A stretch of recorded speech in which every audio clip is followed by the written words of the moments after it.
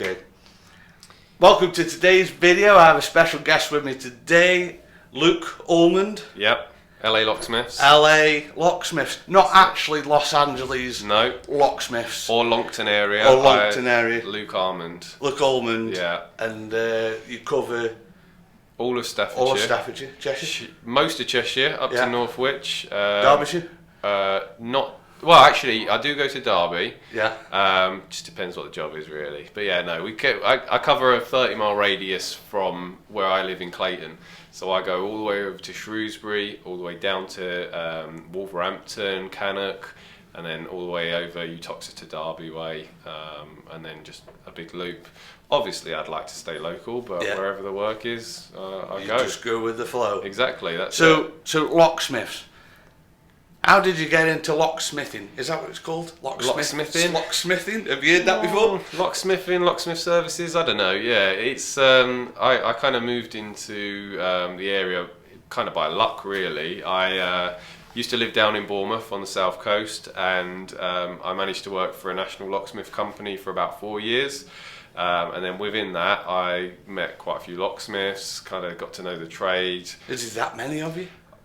There's not that many, but yeah, there is quite a few out there. You wouldn't think it, but there is quite a lot of locksmiths, and there's a few national companies, and I kind of fell into it when I wanted to move out of Bournemouth up to here when I met my missus, and I was looking at getting into a trade, and I didn't know what to do, and my missus was like, why don't you be a locksmith? Like, you work for a locksmith. I was like, okay, I'll give it a go. So I kind of looked it up, met a few locksmiths, and they were telling me how good it was. So I went up and did a training course, and absolutely loved it. And then I shadowed a locksmith for 6 months down in Bournemouth before I moved up here, and then started up on my own as soon as I could. But because I worked for that national company, there were about, I don't know, I kind of got to know really good, about 20 locksmiths, and whenever I was out on a job and I was a bit stuck, I could always call them. You're all working together. Yeah, exactly. So you're not like, hey, you're on my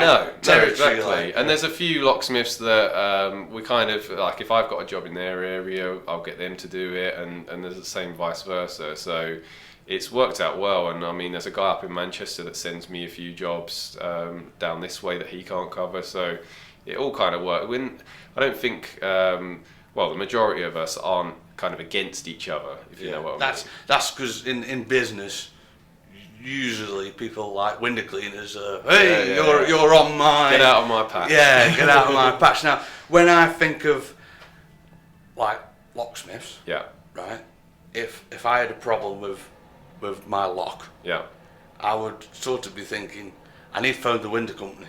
Yeah, I need to phone a company that specialises in windows. And that's the problem. A lot of people go to them, and then they end up just changing the door or window. Yeah, so they end up taking the old lock out and just say, "Here, I'll give you a new lock or a window or whatever." Yeah. And it ends up costing a lot more, because a lot of the time, I mean, just the other day I ended up going to a job and someone quoted 250 quid for it, and all it needed was a small part repairing, and it ended up being just over £100. So they could have paid more than double with another company that wanted to change the whole unit, like the whole mechanism, rather than just one small cog that was inside the mechanism. So you do household, domestic, commercial stuff. Yeah, so garage doors, windows, UPVC doors, wooden doors, shutter locks, not electronic shutters.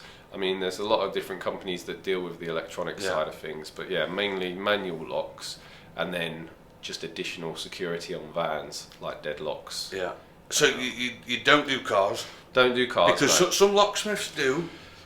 When you become a locksmith, you kind of either go one way or the other. You become a vehicle locksmith, or you become like a household, domestic, commercial locksmith, and the difference in kit, it's so expensive to get. So there's none of that wrapping, that strapping that you get around parcels and boxes, and you're folding it down, try and get it. I mean, you can get, like, I do want to get into some vehicle locks, like gaining an entry to vehicles and stuff like that, which I will do as soon as I can. But when it comes to like car key replacement, key fobs, and reprogramming stuff, I think you're talking with like the manufacturers, computer it's quite... It's hundreds of thousands of pounds worth of kit. Yeah. A lot of these locksmiths. And probably a lot of qualifications. Exactly. We've got Darren on this site here who does like a lot of vehicle diagnostics, and he has that many qualifications, and it's that technical, the work he does.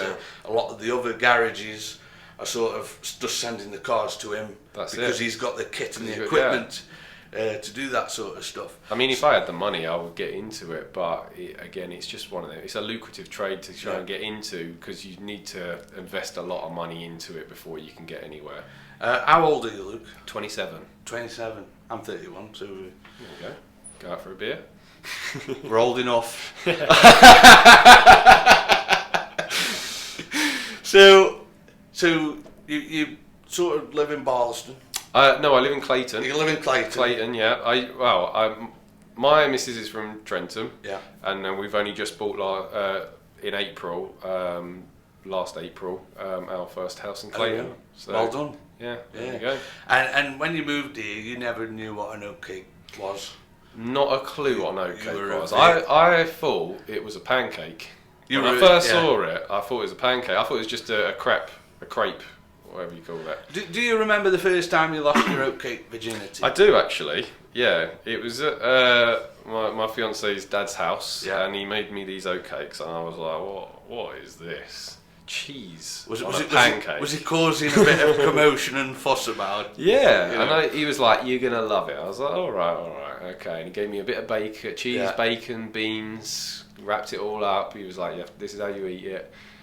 And since then, I absolutely love oatcakes. And whenever all my family come up from Essex or from friends from Bournemouth, they are like, "What is this?" And they have it, and they absolutely love oatcakes. And I can't believe that they're only here, really, I know, in Staffordshire, and they're not everywhere. I know. Because they are delicious. We would love to take it everywhere. I know. That is why we are here on YouTube spreading the message. And if there's anything I can do to try and spread the oatcake... It's a bit like when you go on holiday, isn't it? Yeah. And then next minute you're on a sunbed and you're talking to the people next door and you say, "Where are you from?" And, your first reaction is, "Well, Alton Towers." Yeah. To try and describe the area. Yeah. And then they'll be like, "Oh, yeah, I had a relative from, up that way." And then next minute, do you know what oatcake is? Yeah, exactly. And then they're like, yes, we know what they are. And you're thinking, "Oh, you're from down south," and or wherever. That's it. And you're just engaging that conversation. I know. Yeah. So let's talk about your networking. Yeah. So I'm part of BNI. Yeah. Which is a great networking group. Are you a long-standing member, or are you? I've been there for about a year and 3 months now. And when I first started, when I first was introduced to it, I was a bit like, "Oh, I'm not too sure about this." Time commitment. Yeah. And you know what? For me personally, because I'm not from this area originally, it's helped me meet a whole load of people. I mean, I wouldn't be here today if it wasn't for Tom Carklands, who came a couple of weeks ago and filmed for you. He introduced me to you.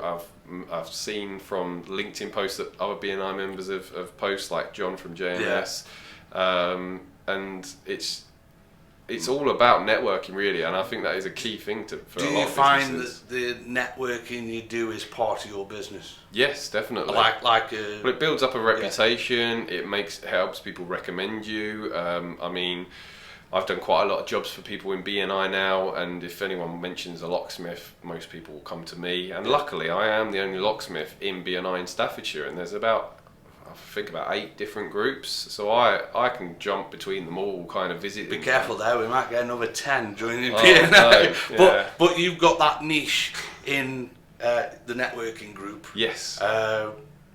So you could move around. That's it. All of North Staffordshire or Staffordshire. Exactly. For me, it has brought a lot more business, a lot more recommendation. I mean, people recommend me on Facebook, LinkedIn. If anyone's after a locksmith, I'm kind of the first person people post in their comments, which is absolutely fantastic. And a lot of the work that I get today is now from recommendations from people who have used me and say, "Oh, use this guy. And they are your best customers. They are, exactly. Do you ever find that when you go looking for customers, they seem to be your worst? But when the customers come to you, they are like gold. Oh, God, and they just love you. But whereas you're chasing, trying to, it's like clutching at straws. Well, luckily for me, most of my jobs are people that need me. But I mean, when I first started up here, I used to use advertising a lot, Google AdWords and all this kind of stuff. And I used to spend an absolute fortune, and I'd end up getting people that were kind of not really interested, just wanted a quick quote or whatever. But now I don't advertise at all. The only thing I pay for is my website, and most people just, they find me, they need me, they see I'm highly recommended, I've got good reviews on Google, Facebook, LinkedIn,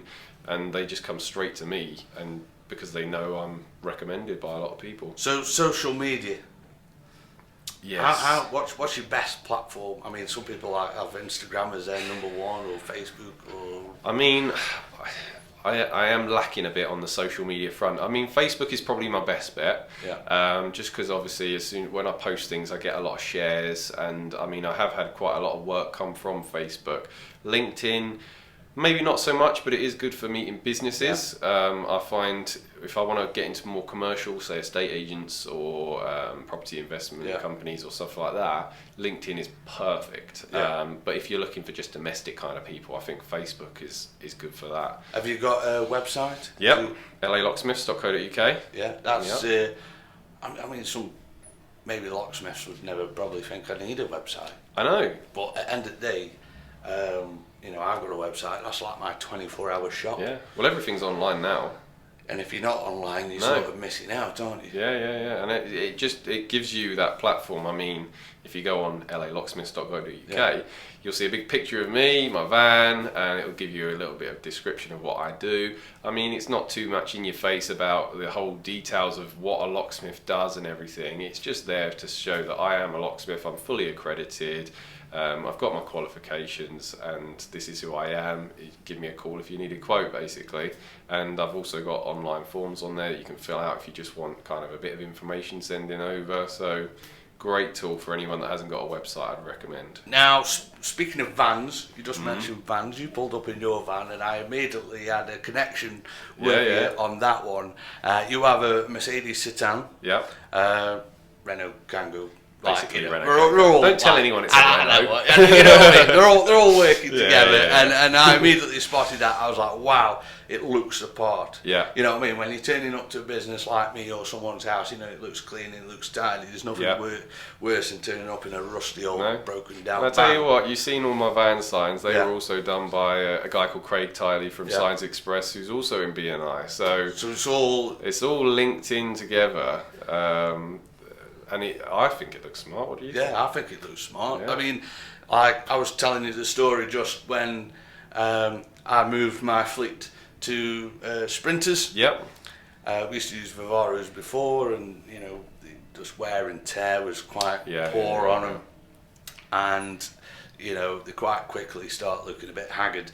And Enza in Chemical Lane in Stoke, like I was saying to you, 24-hour service, which is absolutely ideal for me. I don't know about you, where I just drop my van off on a Friday night at 10 o'clock and pick it up at 8 o'clock on Sunday morning, service, repaired or whatever, ready to go. Perfect. That service, you can't put a price on that sort of service, because you need your van for work, I need my van for deliveries.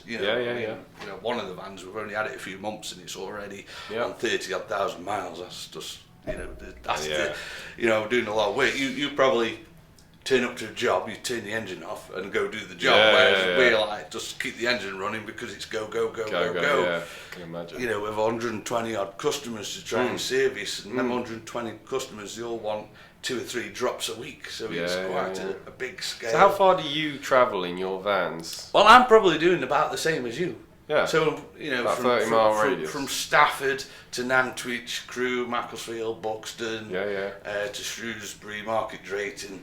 Yeah. That sort of area. So it's probably about the same as you. Yeah. I might as well keep some on the van. I can drop some off whilst I'm on my route. So if we need some oatcake sending, I'll keep you posted. So are you married? Getting married next month. Getting married? Yeah, meant to be going Venice on our honeymoon, but I doubt that's going to be happening anytime soon. I know. No, but, brilliant. Yeah. So, are you married? I'm not married. No, not yet. Oh. Is that? Yeah. Let's not talk about that. Let's move on. I see it as a lot of money for just one day, sort of thing. It is, yeah. I'd rather have, like there's more to life than just, what's it? That's what. I mean, when you find the one, you got to kind of grab her by the hole and not the legs. Not the legs. No, you get told off. So. Well, tell me about you. What's so? How long has Povey Oatcakes been going? Yeah, so obviously I don't know a lot. This is why we're here today to have this conversation. So in 1994, Povey Oatcakes was founded. I believe it was your dad. Was it? Yeah. 2011, he passed away from cancer. Right. And I was at the age of 23 where I sort of got the keys. Yeah. There you go. Thrown at me, sink or swim. Yeah. So you've been doing it 9 years then, have you? Well, from the age of 5, when my dad started, I'd always come to work. Oh, okay. I'd always like shadow about and do what I could. Yeah. And I always wanted to do oatcakes, and my mum and dad were always saying, like, go do something else. Don't want to be doing this. We don't want to do that. So you always sort of do the opposite. So I was like, I'm going for this. Yeah. I'm pretty certain if it wasn't the cancer that killed my dad, it'd probably been me, because the rate we've grown over the last 9 years is like, I think a lot of stress. He'd been bloody huffing and puffing. He was like, no, you can't do that. I think if he walked in today, he'd be like, Alex, what the hell have you done to my business? You know what I mean? I think that's like what he'd come up with. He'd like to, just keep himself to himself. He championed the oatcake just like I'm doing now. Yeah. But obviously at the time we didn't have like the YouTube, and we didn't have the internet facilities like we have now. Mm-hmm. But what I do say to a lot of people is, like yourself, what we touched on earlier, is the customers that come to you are the best ones. A lot of the supermarkets that we supply, they all come to us. Yeah. Which is perfect. Which is, you're doing something right. Yeah. And a lot of the other customers, whether they come to the shop or it's news agents or the butchers that we supply, the ones that come to us are always the best. Yeah. The best ones, and you just can't, I don't know, how do you thank them? It's hard, isn't it? It's, you can't keep giving 10% discounts. No, I know. Because you've got to make a living, you've got to your mortgage and your bills and to cover. So it's just that way of saying thank you. I do a lot of like public speaking. Get them in here. I know. We'll get every single one of them on here. That's like maybe like up to like 1 million odd videos. Yeah, that's it. On YouTube, but it's that. How can you? What can you give to someone? As a locksmith, what could you give to someone? So if I do a public speaking, right, wherever it is, WIU3A at a school. Yeah. If it's a small group of 20 to 40 people, I give them all a pack of oatcakes to take home as like a souvenir. Pens and rubber stamps and things like that, rulers. They just don't cut. They aren't cutting it in this day and age. That's not what you sell, is it? No. And you sell oatcakes. If you're giving out pens, I have a pen and I write with it and then I chuck it in the drawer. So there's a good idea for you. What could you give? Yeah, I mean, locks are a little bit more expensive to be given out. I know, you can't just keep giving like that. Like that is your job. You just keep giving them out. But what could you sort of give in a service as a thank you? But I know.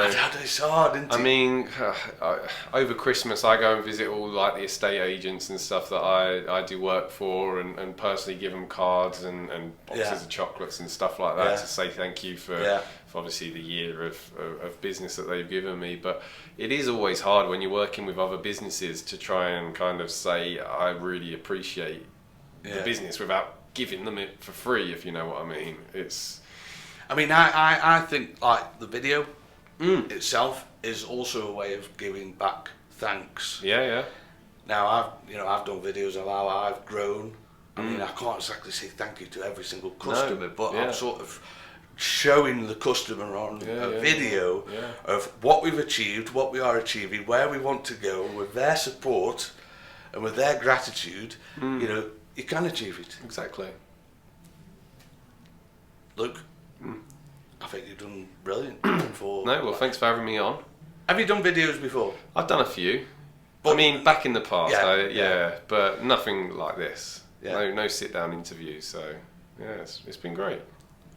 People keep calling it an interview. I don't think it's really... Well, it's not really an interview. I don't think it's really an interview. It's more of an informal chat, interview. It's more of somebody spying on our conversation. Exactly. We're trying to have this private conversation, and this person here is watching us and earwigging what we're on about. It'll be my missus watching now. Exactly. Well, if it is your missus, tell her she's got to subscribe to the YouTube channel. What's she got to do, Luke? Subscribe. Thank you. Okay. Yeah, a lot of people, they say subscribe, and then they say, what they got to do, and then they're like, subscribe. So don't forget to like, share, leave us a comment. Yep. Let us know what you think. And follow LA Locksmiths on Facebook, That's LinkedIn. I'll try and drop some links in the description about Luke. If you're interested in a locksmith, maybe Luke's the man for you. Give him a call. Anyway, guys, like, share, subscribe, do what you got to do to this video. Ring that bell. I keep forgetting to say ring the bell, and people aren't ringing the bell, so I'm checking YouTube statistics, and it's like 3% have only rung the bell out of everybody. So it's important. They've got to ring that bell. Do you do bells? I don't even know what you're saying. Carry on. Anyway, this is Luke and I'm Alex, and we'll see you on the next one.